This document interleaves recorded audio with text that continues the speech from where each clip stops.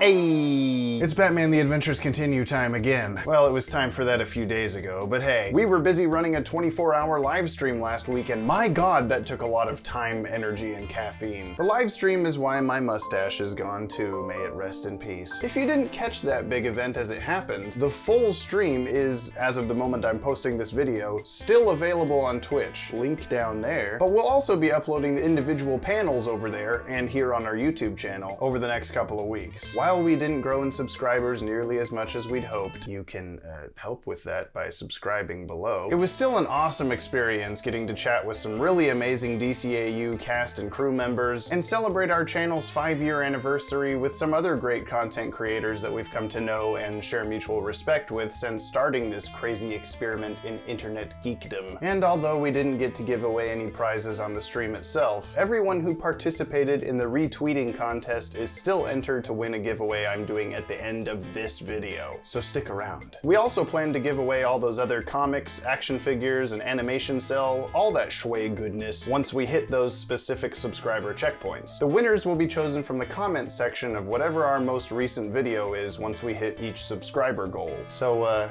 you know, give the algorithm beast some textual kibble on the reg. You know what I'm saying? Leave comments all the time. I don't have enough time to tell you how lucky I feel to be part of this community, and how loved I feel that not only did everyone we asked to be on the stream so quickly, willingly, and excitedly say, yes, duh, I would love to be a part of that, but that nearly 5,000 of you were watching the stream over the course of the 24 hours. It's f***ing insane, dude. I just have enough time to tell you how thankful I am, and how damn tired I am, and how we need to get this video started. So look out for uploads of all those panels, which will all be collected in the playlist linked in the description below. The pre-recorded ones are already there. And follow us over on twitch.tv/DCAU Watchtower for streams every week. Now, what was it I normally do here at the start? My brain is so fried. Speed Directions Co-Run! Mess we stuffed up time last. Get it together! Ice-T Man and Phantom Observer bring Joker's hat back to my attention by respectively supposing it's a reference to either Joker's hat from The Killing Joke or the Jack Nicholson version from 1989's Batman. Cookie Masta suggests that Jason's hair turning white from electricity could be based on the look of the Bride of Frankenstein, who potentially pioneered this trope and was maybe foreshadowed in the appearance of a Halloween costume version of her a couple chapters back. According to Lefty Knox, Jason going ham on Killer Croc could be a callback to how Croc was responsible for Jason's parents' death pre-Crisis on Infinite Earths, and William Hofgaard points out that Krokodiller is actually Danish for crocodile, or Swedish depending on how you spell it. Mom, I know you're watching, you speak Swedish. You could have been credited for this correction, but no. I should have mentioned myself how Leslie telling Jason that she's not his mother is interesting considering how large of a role Jason's actual mom played in A Death in the Family. And lastly, the only suggestion for the Harley May Joker dialogue stuff came from Jasper Leduc, whose only guess was that it's just Joker playing on the archetypal southern farm boy in love with the town belle trope, nothing specific. Though after consulting with Maddie, I'm gonna go ahead and say it's another Critters reference. Livestock ready to go to market, sugar? 1. Another cover that's different from part 1, and this one even misleads you. That's not actually Batman, spoilers. 2. Hey, we're back to Ty Templeton on inks. 3. Joker sprang a... You get sprung! Something, this Dick Spring style looking Joker from Legends of the Dark Knight something. Tim's green and brown outfit here is basically the same clothes he's wearing when we first see him in Sins of the Father before Bruce brings him in. He's been wearing these clothes for a few issues now and we didn't make the connection. Epic fail. 4. I'll feel better when my hands are around your neck. Probably wouldn't be too hard either. Joker's neck is damn skinny. Various new clown henchmen here, despite having tons from the animated series to choose from, but I guess it's tradition at this point for the comic to introduce new goons. If nothing else, this thing just created a dozen new pages on the future Watchtower Database Encyclopedia website. One of these clowns seems to be modeled after Emmett Kelly, whose Weary Willie persona was based on Great Depression era hobos, and another may be based on William Kemp's Fool character from Shakespeare's troupe back in the friggin' day. This big grinning clown face also looks almost identical to this old porcelain character from, Laughing Clowns Sideshow Rotorua Bay of Plenty, North Island, New Zealand. Sure. I really do not like looking at these things for very long. 5. Harley being the Doctor is obviously due to her prior life as a psychiatrist, which we've seen glimpses of in Mad Love and Paul Dini's recent Harley Loves Joker. You're dead, Quinn. Yeah, that's what everybody thought after they did this same shit to Tim. Joker says knowing the father when speaking to Jason's toxic home environment, which reminds me of the fake stories he used to tell Dr. Quinzel herself and others about his own abusive father. And though Joker doesn't currently know that Batman is Bruce Wayne, he's spot on with the father comparison considering Jason's adoption. Speaking of which, none of these flashbacks have shown Jason interacting with Veronica Vreeland, who somehow knew in Chapter 1 that Bruce had adopted 3 kids. As of right now, this would suggest that Jason's adoption was public knowledge, helping to explain why Leslie Tompkins was so nervous about herself and Alfred potentially being linked to his disappearance. So, like, how did Bruce explain Jason just going missing? Father of the year right there. And it's interesting Joker doesn't try to pry any secrets from Jason like he eventually does with Tim in the Return of the Joker flashback. He just beats him up. So at least there's one difference between these Robin tortures. 6. Is that a Lexo plane I see hiding back there? Harley's off-topic doodles evoke another Mad Love similarity, and she's saying stuff about Jason being a bad boy while there's such a good boy right there in the background. Joker had used the phrase street pizza in World's Finest as well, after his guys shot Bruce Wayne off a building. But with Penguin potentially being street pizza, I think it's clear Jason was just trying to get some grub down to Batman's good friends, the Teenage Mutant Ninja Turtles. Clock King almost losing his second hand is, of course, a clock joke, but also may be in reference to Harley Loves Joker again, where Clock King suffered 3rd-degree burns, so maybe he lost a hand there too? Are both his hands Anakin Skywalker robot hands by the time of Task Force X? Maybe that's why he's the coordinator. He can type like Data now. There's no second door on the blueprint. Perhaps there is something wrong with you. 7. Junior here has become a real The Batman Beyond episode plague on our kind. That was a terrible Mark Hamill Joker impression, and I am sorry. Harley's so concerned about the situation she's lost her nose again. And Maddie's written here that I should take the line, "Fortunately, I've got the cure," and make a The Cure reference. Something with Friday, I'm in love, but because it's Thursday, I don't care about you. Put the pieces together yourself. There's something there. I haven't gotten enough post-live stream sleep. Batman's toughest challenge is Phantasm. So Total Armor Batman prepares for high-tech battle. All right, cannot wait to talk to Bruce Timm. Gotta get this Zoom call set up for everything. Things are going in the right spot here. James. What? Dan Reba, what are you do? How did you get in here? It doesn't matter. This is urgent. This isn't recording or anything, is it? No. Okay, I'm working on a new TV series and the outline is due. I really need your input. Me? Dan, this is such an honor. I don't know what to say. Yeah, whatever. It's just some character ideas. I want your opinion on them. Okay. Yeah, throw them at me, I guess. All right. So we got our main antagonist, Nerd King 101. Ah, I like it. What's he do? He rules over the entire nerd kingdom. Kind of feel like the 101 means like a serial number or something. Like he's also a robot, an evil robot. Evil robots are cool. Okay. Yeah. So then there's You Are a Citizen. Interesting. Since the king is a robot, I figured all the people are robots too. They each have class designation. Like, so you're a doctor, you're a fireman, you're a citizen, etc. All ruled over by the Nerd King. Yeah. Keep up, kid. So the heroes of the story are Drake Willems and Ryan Dudziak. Maybe that one needs a little workshopping. Yeah, well, this is like a weird post-apocalyptic future, It can't have normal last names. This Drake and Ryan, what do they do? Well, currently I have them teaming up with this little imp dude I'm calling Tadimi from wherever Mr. Mxyzptlk kind of dimension, And they can do a bunch of really cool, great kazoo type stuff. All right, I'm on board. And lastly, there's Robert Cassidy, kind of aloof Lone Ranger type character. We'll show up a few episodes to help the main characters get out of tough spots. All right, that's a pretty solid cast. Do you mind if I give you a couple suggestions? I feel like you're going to, even if I say no. This feels like a world that would have like a handful of established characters, people that would rise in the ranks over time, like get on up there. Sure. So how about there's like a vigilante duo, okay? Hey It's Serious and Philip Boylard. Those names don't really go together. Hey It's Serious can have a space and a period at the end of the name. Why?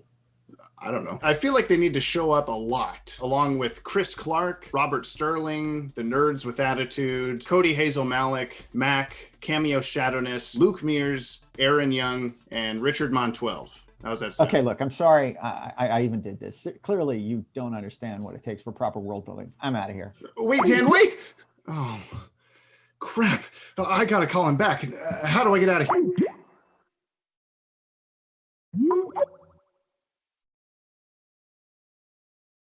Phantasm finished. Vehicle and figures each sold separately.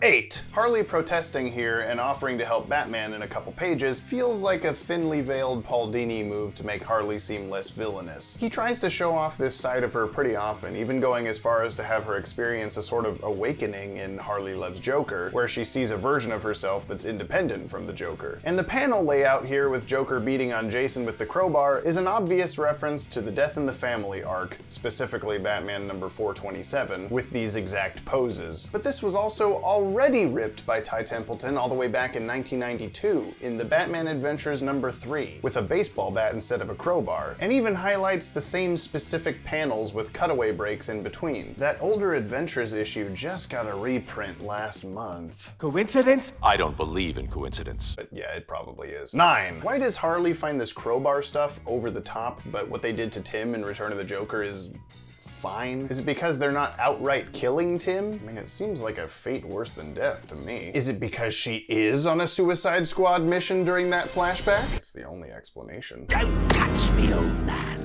I don't know where you've been. 10. Joker's hideout is similar looking to the airport from chapters 1 and 2 where Lex Luthor was storing his giant robot, but it's not quite the same. And this one's on the water, so possibly actually closer to where Slade and Sonny's hideout was. But at the same time, why do I think this comic is trying to tie anything together? Mr. Wing better be behind everything. And unlike Death in the Family, Harley's involvement and interruption actually kind of creates a butterfly effect sort of thing in that this timeline allows for enough of a pause in Jason's torture that Batman can actually get there in time and put a stop to it. That is actually super interesting, because Harley Quinn didn't even exist as a character until several years after A Death in the Family happened. Even though it's still Jason dies by crowbar shenanigans, this is at least a different, unique DCAU version of Jason dies by crowbar shenanigans, and I'm actually pretty pleased with that aspect.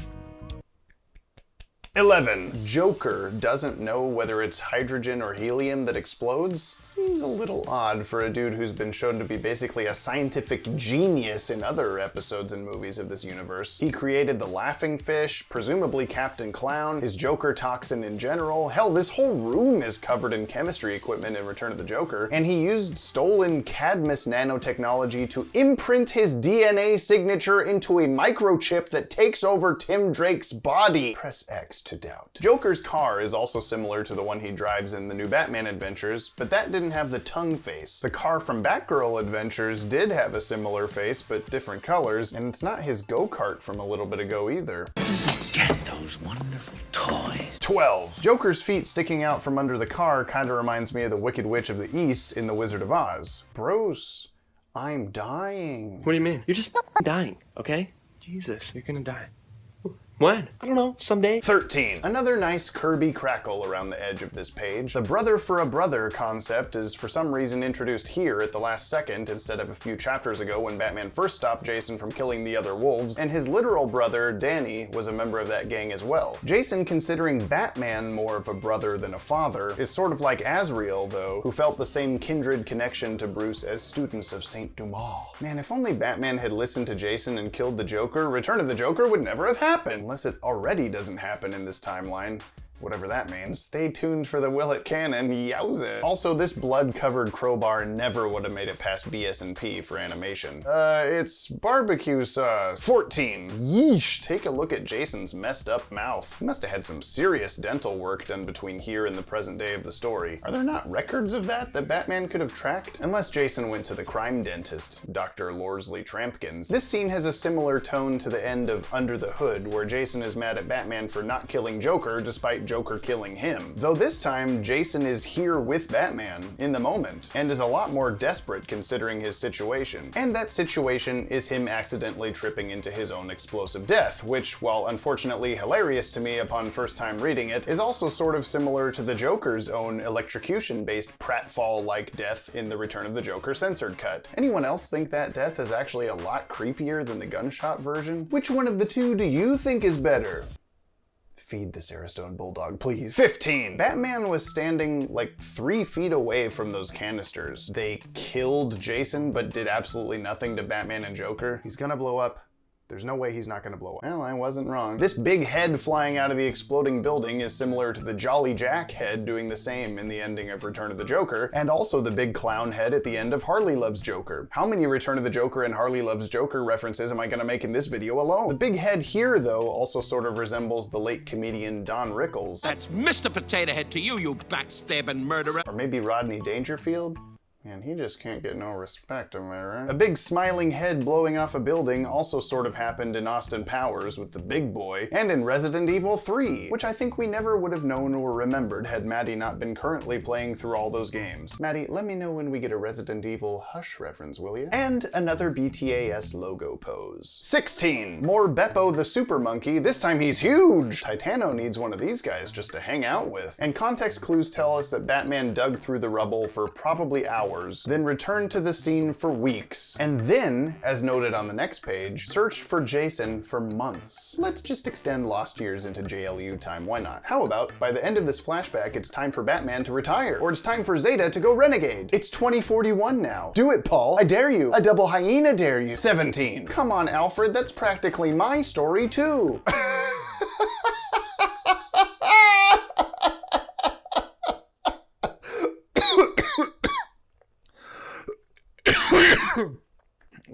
Tell me about it. 18. Alfred's explanation for the Robin origin similarity basically being, Batman just be like that, seems like kind of an attempt for the writers to just be like, yeah, we know it's really similar, we just didn't want to come up with anything original. These are action figure tie-in comics after all. Maybe we shouldn't have expected so much of them, or expected DC to even want them to change the origins. Who knows who's to blame? What I do know is that these B-TAS boys better remind me why they're so great come these final 2 chapters. 19. Tim's handshake panel is very similar to the Jason handshake panel from a couple chapters back, though this one doesn't end in the same Predator fashion. And hey, the Batgirl mannequin doesn't have a wig anymore. Is this another change we influenced? Did Mark Morales see there wasn't hair in the pencils and added some in last time? Will we ever know the answer? Probably not, but I will say, without the hair, this display now kind of looks like the Catwoman design from Gotham Girls. 20! Wait, last page Batman was like, I'll never let that happen again. Not to you, not to Barbara, not to anyone. Laughs in Return of the Joker. Oh, it's Jason, okay. Wait, the chin didn't give it away? Or the voice? Does Jason have Superman voice-changing superpowers? I guess this also explains why Bruce's eyebrows looked so weird back in chapter 3. This was also Jason in a Bruce Wayne costume. Jason is Batman is Hush, LOL. Batman has never apologized? That doesn't seem right. Yeah, he apologized in the Claritin comic. Nah, but seriously, there was some apology type stuff going on at the end of Never Fear. Maybe that's what Tim meant to say here. When has Batman ever apologized for making a mistake? Never fear, that's when. Okay, let me get this straight. Jason is in the new Batman Adventures Batsuit, and Batman is in the new Batman Adventures Batsuit, and the new Batman Adventures Batsuit is on the rack in the background. I guess it's not hard to believe that there are spares of the same suit. Wait, Jason's version has a dark belt between the pockets. This one's the Mystery of the Batwoman suit. Now, which one's the Justice League suit? And speaking of costumes, the OG Batsuit is back, seen at the end of the display cases, which I thought at first might actually be the cowl from the Batman Beyond suit, and just about had a heart attack. We'll be right back. Now, back to our program. 21. So that's why Batman's been using the wrong batarangs this whole comic. Jason stole them all. 22. Another high leg kick from Jason, and we close out the chapter with a look at more Zeta precursors. Conclusion.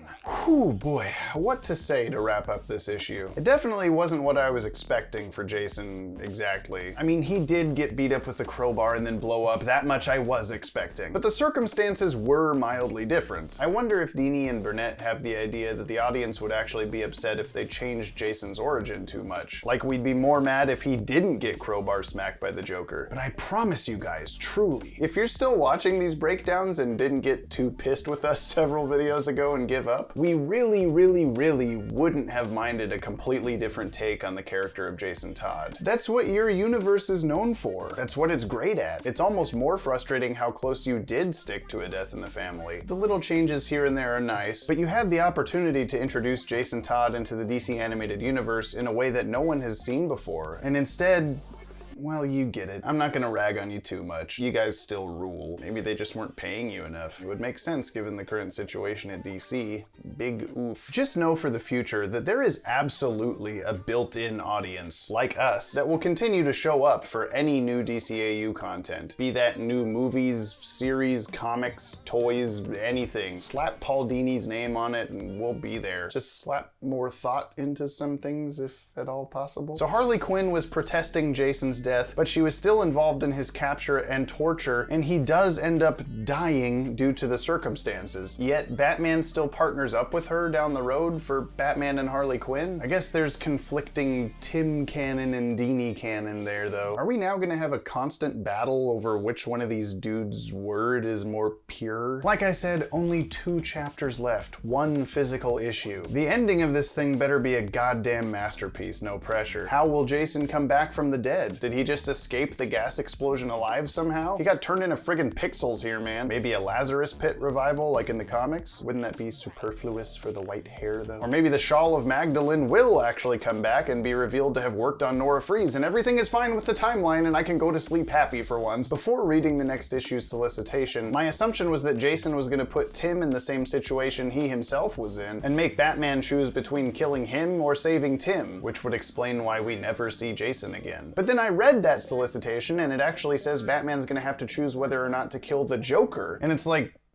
well, we know that's not gonna happen. The stakes have never been higher. The Comixology description for Chapter 13 also says the Joker will turn to a familiar face for help. Could this be Lex Luthor? Would Lex even agree to that? If so, maybe we'll see the return of Slade and Sonny. Or hell, everybody. Azrael, Firefly, Cobra, Zombie Nora Freeze, Mr. Flippin' Wing. Still no Nightwing, even though he got another name drop. He's gonna show up right at the last second and punch Jason in the nuts and be like, the end, a metaphor for this entire comic. I'm complaining a lot, but these guys have had every opportunity to use this story to explain Tim Drake's Robin suit. Now the "it's the real Robin suit" line makes even less sense than it did a year ago. Dick and Tim's suits being next to each other in the cases also confirms they aren't the same costume seen through a different lens. So where did Tim's costume even come from? Did Dick wear it between Dino Flashback and Batman the Animated Series? This has actually become a huge plot hole. I'm not just being haha funny costume James here. If Batman does kill the Joker next issue, which I find very unlikely, then that would essentially separate this comic from the DCAU automatically, right? Like maybe Jason will put Tim Drake in some situation to stop the Return of the Joker flashback from ever happening. Like this is now the DCAU, and Return of the Joker becomes part of that whole stance of Batman Beyond as just an alternate future. But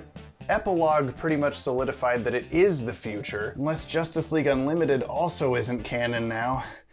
I still have not recuperated from the live stream. The biggest of all thank yous to our Patreon supporters who make these ridiculous videos possible. It's amazing that there are this many people out there that watch our stuff and go, yeah, these guys deserve my pocket change. And sometimes it's way more than pocket change and we're like, wow, holy crap, okay, you are the very best person. If you'd like to be listed here at the end of every video and get a bunch of cool exclusive WDB swag in return, head over to patreon.com/DCAU Watchtower and do that. That's where you do that. So the giveaway today? Well, we totally meant to do this during our secret panel on the live stream that wound up being Zeta Project creator Bob Goodman. We're giving away both seasons of the Zeta Project on DVD. You really have a hard time finding these episodes anywhere else. As was the plan during the live stream, I'm using a retweet randomizer to choose the winner, and that winner is this person. So congratulations, send us an email at contest@watchtowerdatabase.com with your name and mailing address, and we'll get those shipped to you ASAP. That's as fast as Zeta Project? If that means the time between when Season 1 came out on DVD and when Season 2 came out on DVD, then no, it won't be like 9 years from now. Whenever now is. I'm gonna go get some more sleep. Subscribe for more DCAU videos, and I will see you all in the next one.